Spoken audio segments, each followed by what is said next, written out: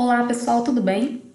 Meu nome é Cristina, sou professora de Biologia do 2º ano e eu vou trabalhar com vocês o PET 2. O PET 2, nós estamos falando aí na semana 2 sobre células, tá bom? Bom, vamos começar então esse conteúdo. O que é uma célula? Uma célula, ela é a unidade estrutural funcional de todos os seres vivos. O que quer dizer isso, professora? Quer dizer que todas as células são capazes de efetuar as principais funções de um organismo. Tudo que um ser vivo faz, a célula é capaz de fazer. Ela respira, ela digere, ela cresce, ela se reproduz, ela morre, né? Ela pode sofrer mutações, enfim, tudo que o ser vivo faz, a célula faz. Tá? Outra informação, todo ser vivo é formado por células, nem que seja pelo menos uma única célula, todo ser vivo é formado por célula, exceção vírus. Vírus não é formado por célula. Na verdade, a gente nem sabe o que o vírus é, se ele é um ser vivo ou não, né? A gente vai deixar esse conteúdo de vírus mais para frente, tá? Cenas do próximo capítulo.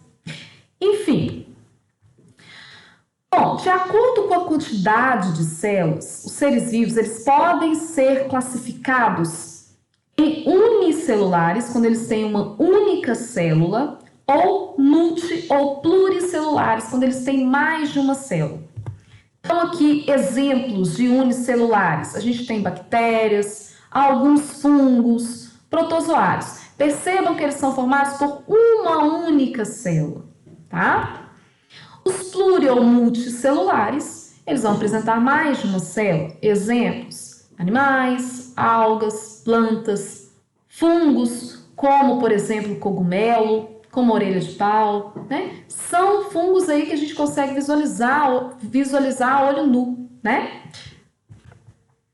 Em relação à organização interna, como que é dentro da célula, a gente classifica os seres vivos em procariontes ou eucariontes. Vamos começar falando dos eucariontes primeiro.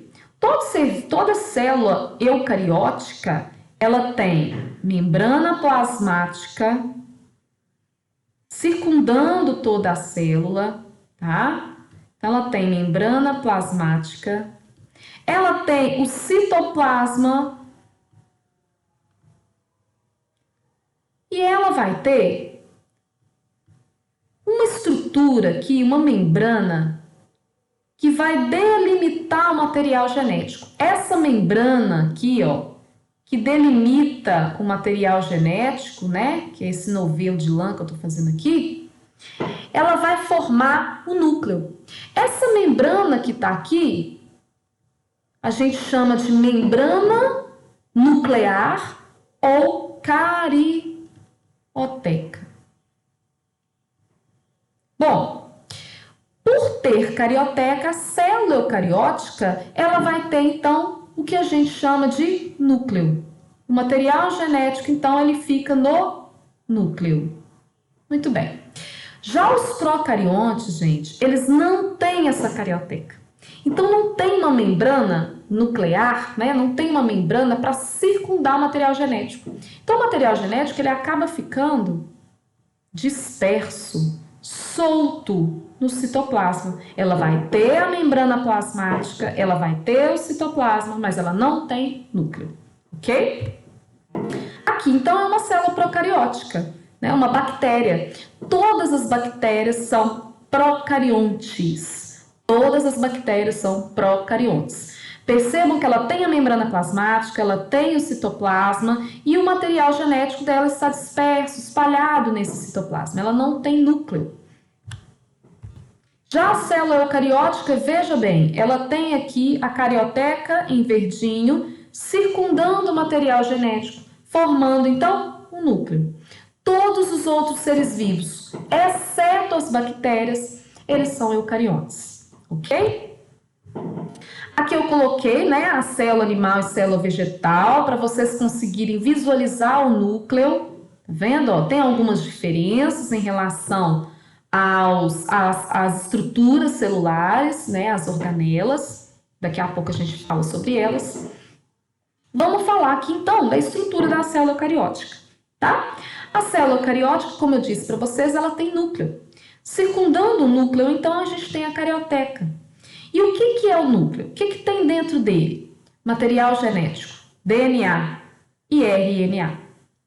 O DNA, ele vai ser responsável por transmitir as características hereditárias e por coordenar a síntese de proteínas, por coordenar todas as funções da célula.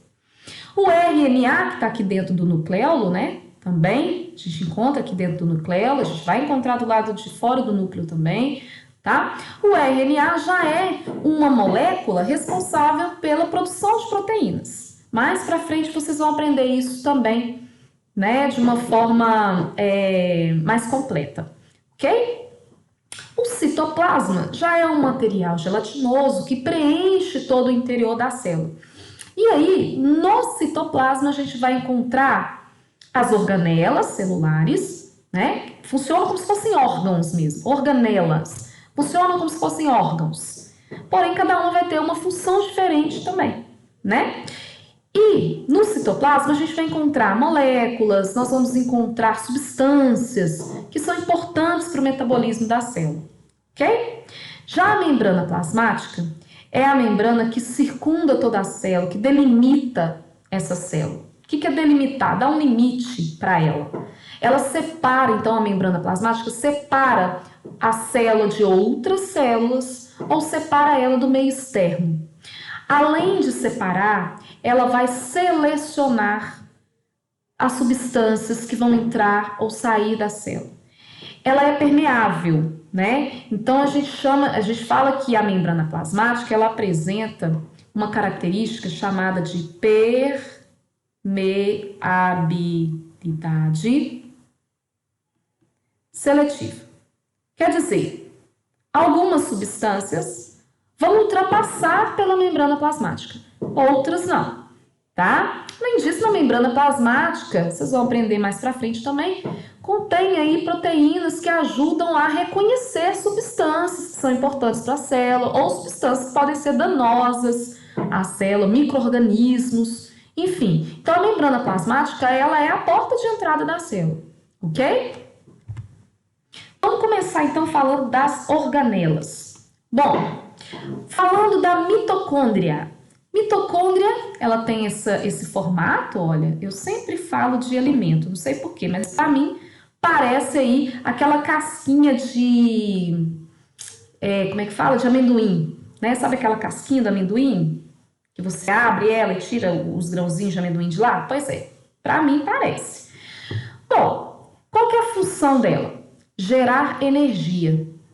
Na verdade, galera, toda energia que você precisa, né, provém daqui, da mitocôndria. Como que ela gera essa energia? Ela gera essa energia através de um processo chamado de respiração celular. O que é isso? Ela pega a glicose proveniente da sua alimentação e na presença do oxigênio que vem lá da sua respiração, ela quebra essa molécula de glicose. Na hora que ela quebra a molécula de glicose, ela gera energia, libera energia para o seu organismo. Só que no final desse processo sai aí, como um produto final, o gás carbônico e a água, que você libera na sua respiração também. Os ribossomos já são essas bolinhas pequenininhas aqui, tá vendo? Bem pequenininho. E ele tem a função de produzir proteínas. Aqui eu dei um zoom, né? Num ribossomo, para você ver que ele é formado por duas partes. Uma subunidade maior e uma subunidade menor. Ok? Então, a função do ribossomo é produzir proteína. Nós temos também o retículo endoplasmático. O retículo endoplasmático, ele é uma rede de canais, como se fossem caninhos mesmo, né? Espalhados pela célula, que vão produzir e transportar substâncias. Então, aqui, ó, retículo endoplasmático, tá vendo? Esses caninhos aqui, olha, que vão produzir e sintetizar, produzir e transportar substâncias. Nós temos dois tipos de retículo endoplasmático. A gente tem retículo endoplasmático granuloso ou rugoso, tá? Ou rugoso. Mesma coisa, ok? E a gente tem o retículo endoplasmático não granuloso ou não rugoso, ou ainda retículo endoplasmático liso. Bom, mais uma vez, você vai assemelhar isso à comida, que eu adoro, né? Assemelhar isso à comida. Você vai imaginar que esse retículo endoplasmático granuloso é aquela bala fine. Sabe aquela bala fine gostosa, cheia de açúcarzinho ali, aderido nela? Vocês já viram? Pois é. O retículo endoplasmático granuloso é como se fosse aquela bala fine, cheia de açúcar ali por volta. Esses granulozinhos aqui que estão no retículo endoplasmático granuloso são os ribossomos. Ribossomos aderidos à parede desse retículo endoplasmático, à membrana desse retículo. Por isso ele é chamado de granuloso ou rugoso.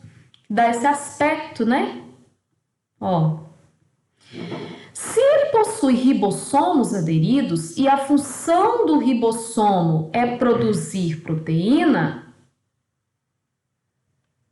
né? Se a função dos ribossomos é produzir proteínas e nós temos ribossomos aderidos ao retículo endoplasmático granuloso, a função então vai ser produzir e transportar proteínas. Ok? Eita, ficou bagunçado. Mas enfim, já o retículo endoplasmático liso, percebam que não tem ribossomos aderidos. Ele é liso, é a bala fine sem o açúcar. Sabe aquela bala fine que não tem aqueles açúcares aderidos, aquela sem graça? Então, o retículo endoplasmático liso não tem ribossomos aderidos. Logo, ele não vai produzir proteína. Então, qual é a função dele? Ele vai transportar e vai produzir lipídios. Então, ele produz e transporta lipídios. O que são lipídios? Gorduras. Então, a célula produz gordura? Claro, você precisa produzir gordura. Os seus hormônios são gordura, né? Essa cera que você produz aqui, ó, na pele é gordura, né? O muco é gordura, o muco presente lá no catarro, que nojo, né? Mas é gordura. Então, produz lipídios, ok? São gorduras. Complexo golgiense. O que é o complexo golgiense? Você vai imaginar como se fosse um tanto de sacolinha ou bolsa empilhada, umas às outras ali, todas empilhadas, tá? O complexo golgiense, ele vai separar, empacotar, armazenar e depois, se a célula necessitar, ele vai secretar essas substâncias. Então, todas as substâncias que a célula produz, ele separa, empacota, armazena, guarda. E quando a célula necessitar dessas substâncias ou o meio exterior da célula precisar da substância, ele vai exportá-las por meio dessas vesículas aqui, ó. Ok? Lisossomos. Os lisossomos, eles têm a função, gente, de digerir as substâncias que entram na sua célula, tá? Alimento e também pode digerir substâncias que são danosas, nocivas para a célula. Imagina, uma célula de defesa, por exemplo, que entra em contato com uma bactéria. Essa célula vai fagocitar, englobar essa bactéria, e aí o lisossomo vai ser responsável por destruir aquela bactéria. Como que ele faz isso? Ele apresenta enzimas, proteínas digestivas que vão destruir, quebrar aquela substância em várias partes menores, tá? E aí essas substâncias ou podem ser exportadas, jogadas para fora da célula, ou então a célula pode reutilizar aquelas substâncias, ok? Bom, além disso, lisossomo também pode digerir organelas antigas, que a célula não vai usar mais, ou danificadas, para proteção da própria célula, tá? Uma outra coisa que eles fazem é um negócio que se chama autofagia. O que é essa autofagia? Vocês já viram lá com a professora, sei lá, Lurdinha, Maria José, sei lá, Professora, quando você era pequeno, você estava lá no primeiro ano do ensino fundamental, né? Quando você estava iniciando o momento lá na escola. Ela explicou para vocês que quando o girino se transforma em sapo, ele perde a cauda, não é? Quando o girino perde a cauda, o que acontece? Essa cauda ela se desfaz porque os lisossomos presentes nas células ali vão ajudar a digerir e a destruir as células presentes na cauda do girino. Por isso que ela some, que ela se destrói. Isso é chamado de autofagia. Peroxissomos já são organelas responsáveis pela desintoxicação celular e quebra de moléculas. Bom, algumas substâncias entram em contato com a célula e são tóxicas. Então, o que o peroxissomo faz? Ele destrói a substância tóxica, quebra ela e transforma essa substância em substâncias que não são tóxicas ou que causam menores danos à célula. Por exemplo, a água oxigenada, ou peróxido de hidrogênio, por exemplo, né? Ela é tóxica. Quando ela entra em contato aí, então, com a célula, o peroxissomo, ele vai destruir, vai quebrar essa molécula e vai transformar ela em água e oxigênio. Ou seja, uma substância que era tóxica se transforma em substâncias que são úteis ou menos tóxicas, né, para aquela célula, ok? Centríolos. Os centríolos são esses tubinhos pilhados aí, né, que tem a função de formação de cílios e flagelos. O que são cílios? Podem ser estruturas locomotoras presentes nas bactérias. Esses cílios que você tem aqui, cílios da traqueia, né? Então são o quê? São cabelinhos pequenininhos mesmo, que vão auxiliar na formação de várias estruturas do seu corpo, vão auxiliar também na locomoção de organismos, enfim. Flagelos também são produzidos pelos centríolos. O que é flagelo? Por exemplo, a cauda de um espermatozoide é um flagelo. Sim? E participam das divisões celulares. Como? Quando uma célula vai se dividir, os centríolos eles se localizam nos polos opostos da célula. O que é isso? 2 de um lado, 2 do outro. E eles vão formar fibras que são chamadas de fibras do fuso. São essas fibras aqui, ó. Aqui, ó, já está até formando aqui, ó, fibras do fuso. Essas fibras, elas vão ajudar a dividir os cromossomos, o material genético, ao meio. Para quê? Para que as suas células, na hora que se dividem, elas recebam aí a mesma quantidade ou a metade de cromossomos cada um. Tá? Quando for falar de divisão celular, você vai entender melhor. Ok? Então, a princípio, eles vão ajudar nas divisões celulares. Vamos falar de organelas que são exclusivas das plantas ou das células vegetais. Ou seja, que a gente só vai encontrar nas células vegetais. Cloroplasto. Cloroplasto, ele é uma organela que é responsável pela fotossíntese. O que é fotossíntese? A célula vegetal produz o seu próprio alimento. Ela é autótrofa, ela produz o seu próprio alimento. Como que ela faz isso? Através dessa reação química chamada de fotossíntese. Ela vai retirar o gás carbônico da atmosfera, ela retira a água, né, do solo, por exemplo, retira a água, e aí ela vai formar a molécula de glicose, e no final desse processo acaba saindo também o oxigênio. Qual que é a principal função da fotossíntese? Produzir o próprio alimento, que é a glicose. Ok? Parede celular. A parede celular é esse verdinho aqui, ó, que está do lado de fora aí da célula vegetal. Parede celular. Aqui em amarelinho é a membrana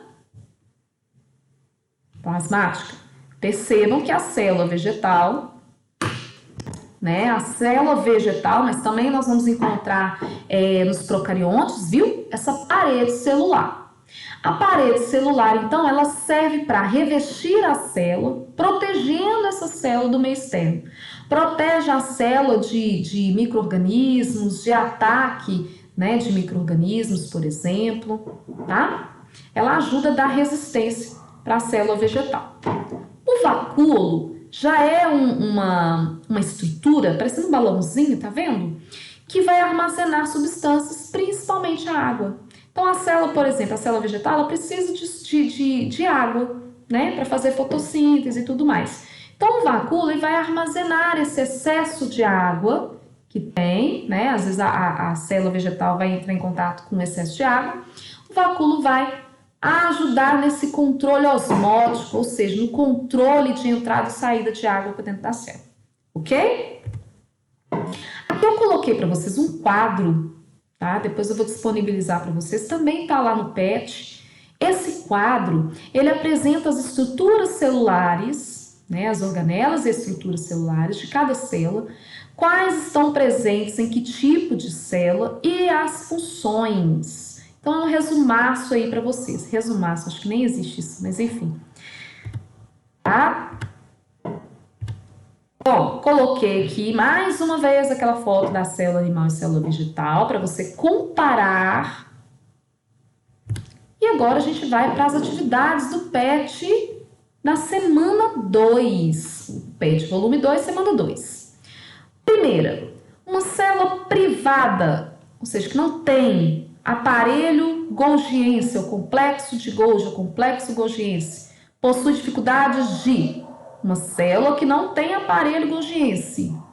Qual vai ser a dificuldade dessa célula? Manter sua forma? Não, porque isso aqui é membrana plasmática, né? Que mantém a forma da célula. Sintetizar DNA? Não. Sintetizar RNA? Também não. Sintetizar proteínas? Quem sintetiza proteína é o ribossomo, né? Ou o retículo endoplasmático granuloso.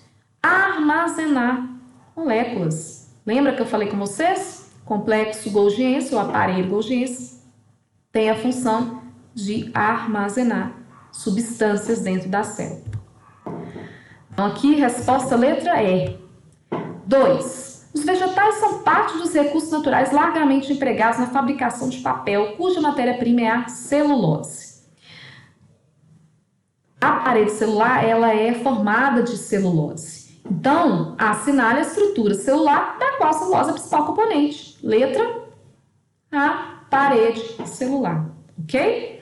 3. Mitocôndrias são organelas presentes nas células eucarióticas, cuja principal função é... Qual que é a principal função da mitocôndria? Digestão celular? Não. Digestão celular é função dos lisossomos. Respiração celular? Sim. Respiração celular para produzir energia, para liberar energia para o seu corpo.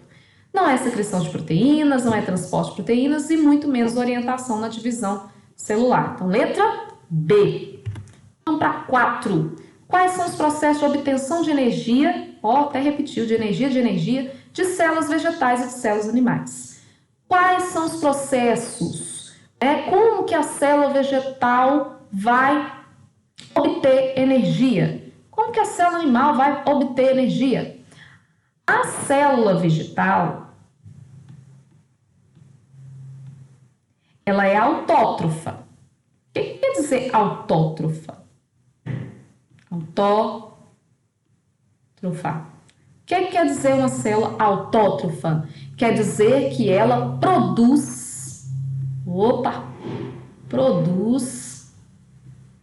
seu próprio alimento.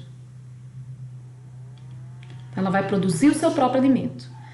A célula animal, ela não tem essa capacidade, tadinha. Não consegue produzir o seu próprio alimento, não faz fotossíntese. Quem dera se a gente fizesse fotossíntese, né? Pelo menos a gente não ia ficar comendo o tempo todo e não ia engordar nessa quarentena. Mas o que a célula animal faz então? Ela precisa se alimentar de outros seres. Por isso a gente chama ela de heterótrofa. Eita, letra bonita, hein? Ó, ela não produz seu próprio alimento. Não produz seu próprio alimento. Ok? Pronto. Finalizei a número 4. Compare uma célula procariótica com uma eucariótica no que se refere às estruturas citoplasmáticas envolvidas na produção de proteínas. Em que essas células se diferem e em que elas se assemelham? Vamos voltar lá naquele quadro? Vamos voltar nele aqui. Vamos olhar quais são as estruturas envolvidas na produção, na síntese de proteínas. Vamos lá, membrana celular não é, parede celular não é, hialoplasma, que é citoplasma, também não é. Aqui, ó, transporte, síntese de proteínas. Quem que é esse? Retículo endoplasmático granuloso. Vamos olhar. Célula procariótica? Não tem. Célula eucariótica tem. Ah, então achamos uma diferença aqui, ó. Célula procarionte não tem retículo endoplasmático granuloso. A eucarionte tem. Vamos ver mais? Aqui, ó, ribossomo, síntese de proteína também. Célula procarionte tem ribossomo e célula eucarionte também tem ribossomo. Achamos, então, uma semelhança. Então, vamos lá? Vamos colocar isso no papel? Ó, vamos colocar aqui diferença primeiro. Diferença. A célula